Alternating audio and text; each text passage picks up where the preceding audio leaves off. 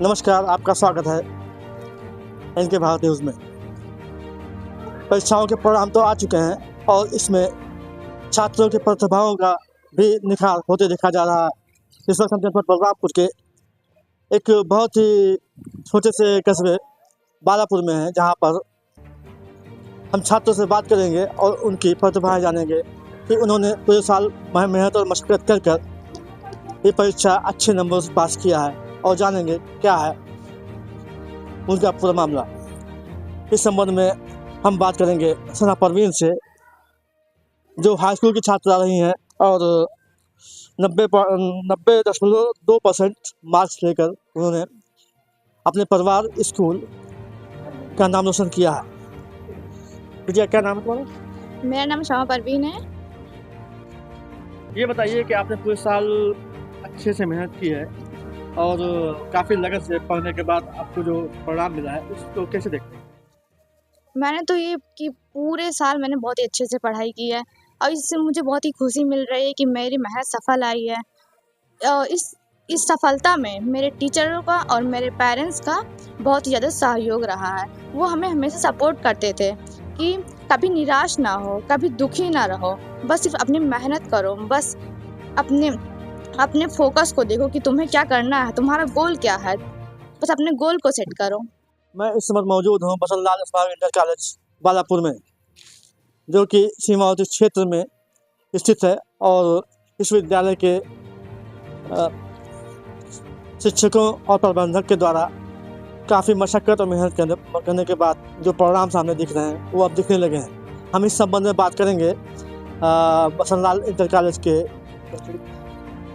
प्रशासक से, जो कि वैभव कुमार जी हैं, और जानेंगे इस संबंध में। स्वागत है आपका। धन्यवाद सर, ये बताइए कि आपके विद्यालय की शिक्षा, जो कि काफ़ी मतलब मशक्क़त के बाद जो परिणाम आपको दिख रहे हैं, कैसा दिख रहा है? अब पिछले 8 वर्षों से हम लोग इस क्षेत्र में, हमारे पिताजी ने इस विद्यालय को स्थापित किया यहाँ पे, और पिछले 6 सालों से मैं भी यहाँ पर हूँ। पहली बार जो है हमारे यहाँ का कोई बच्चा, और ऐसा पता लग रहा है क्षेत्रवासियों के द्वारा कि 90% से ज़्यादा मार्क्स पाए हैं। और इंटर में जो हमारा बच्चा टॉप किया है हमारे यहाँ से, उसके लगभग 85% मार्क्स हैं। ये हम सभी शिक्षकों का, हमारे यहाँ जो शिक्षक हैं उनका योगदान है, उसमें मेहनत है, और खासा जो मैं मानता हूँ कि ये विद्यार्थी की मेहनत है, क्योंकि विद्यार्थी अगर मेहनत नहीं करेगा तो उस परिणाम तक नहीं पहुँचेगा। और हमारे पिताजी की जो सोच रही है, जैसा कि अभी समा ने बताया आपको, कि वो टाइम पे जाते थे क्लास में, इन लोग को बैठाते थे और इन लोगों को मोटिवेशन क्लास देते थे, प्रोत्साहित करते थे। कई बच्चे ऐसे भी हैं जिनको उन्होंने आर्थिक रूप से सहयोग भी किया है। एक बच्ची हमारे यहाँ की सोनगढ़ा की है, थारू जनजात की है, वो 80% नंबर पाई है, जो कि वो हमारी निःशुल्क आवास में रहती थी यहाँ पे। वो सुविधाएं हमारे संस्थापक जी ने दे रखी है। एक बच्ची हमारे यहाँ की रहमत नगर की है, वो भी 82-83% पाई है 10th में। और कई बच्चे हमारे यहाँ के हैं जो 97, 98 नंबर, 95 नंबर साइंस जैसे सब्जेक्ट में, इंग्लिश जैसे सब्जेक्ट में लेकर आए हैं।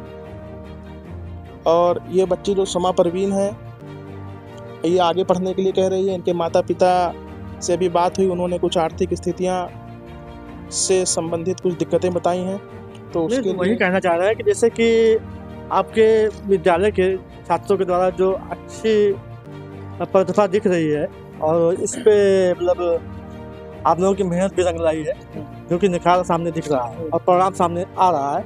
ऐसे में सवाल ये उठता है कि जैसे कि जो परिवार मतलब इस लायक नहीं है, जो गरीब है या मध्यवर्गीय परिवार है, और वो अपने बच्चों को पढ़ाना चाहेगा, तो उसके लिए आप क्या सहयोग देंगे? इसके लिए हम सहयोग ये देंगे कि जो भी बच्चे हमारे यहाँ आ रहे हैं उनको सरकार द्वारा 2 तरह से लाभ दिया जा रहा है। एक तो यूपी स्कॉलरशिप के माध्यम से, और एक नेशनल स्कॉलरशिप पोर्टल है। हम बच्चों को दोनों के बारे में बताते हैं, और उनके साथ हमारे शिक्षक और हमारे कर्मचारी जो है उस फॉर्म को भराने में हेल्प भी करते हैं। वो हम पूर्णतः इनका भरवाएंगे, इनके आगे सारे कॉलम पूरे हैं, चूँकि वो 55% के ऊपर होना चाहिए बच्चों का, तो इस बच्ची का 90% के ऊपर है। ये पात्र है उसकी, हम भराएंगे उस फॉर्म को। चूँकि हम मान्यता प्राप्त विद्यालय हैं, हमको उसका पोर्टल मिलता है, हम उसको पास करेंगे। इस तरह से हम बच्चे का सहयोग करेंगे और हमारे एंड से जो हो पाएगा, ये बच्ची 11 में आएगी तो इस हमारे जो संस्थापक सर हैं, इनके माता पिता बात करेंगे तो वो ज़रूर कुछ ना कुछ सपोर्ट करेंगे, मुझे पूरा विश्वास है। करते भी आ रहे हैं, कई बच्चों का करेंगे भी। नहीं तो पढ़ने वाले बच्चों का कहने का मतलब ये है कि जैसे कि आपके विद्यालय में जो छात्र पढ़ने 11 में आएंगे और वो इस मतलब लायक नहीं है कि वो अपना मतलब शिक्षा ग्रहण कर सकें, कमज़ोर हैं आय से, तो उनके लिए आप सरकारी मदद दिलवाने की बात कर रहे हैं। हाँ। तो इस पे कहाँ तक आपको मतलब भरोसा है कि ऐसा हो सकता है? देखिए, पिछले 4 सालों से 5 सालों से हम लोग स्कॉलरशिप बच्चों हमारे यहाँ भरते हैं, हम लोग भरवाते हैं और बच्चों को उनके खाते में पैसा भी प्राप्त होता है।